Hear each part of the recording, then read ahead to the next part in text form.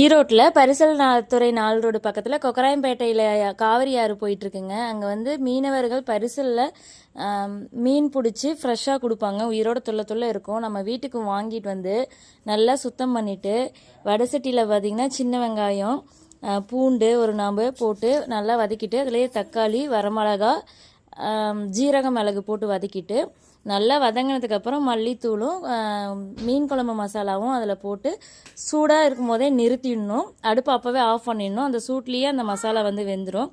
அதுக்கப்புறம் ஒரு முடி தேங்காய் வச்சு இந்த மசாலா எல்லாமே அரைச்சிட்டு அதுக்கப்புறம் ஒரு வடசட்டியில் எண்ணெய் ஊற்றி வெந்தயம் போட்டு கொஞ்சம் தாளிப்புக்கு வெங்காயம், பூண்டு, கருவேப்பிலத்தில் போட்டு அரைச்சி வச்ச மசாலாவே ஊற்றி நல்லா புளி நிறைய கரைச்சி ஊற்றி உப்பு, காரம், புளிப்பு 3 ஈவனாக இருக்கிற வரைக்கும் விட்டுட்டு அதுக்கப்புறம் நல்லா கொதிக்க விட்டு சுண்டனதுக்கப்புறம் சுத்தம் பண்ணி வச்சுருக்க மீனை போட்டு இறக்கணும்னா சூப்பரான மீன் குழம்பு ரெடி.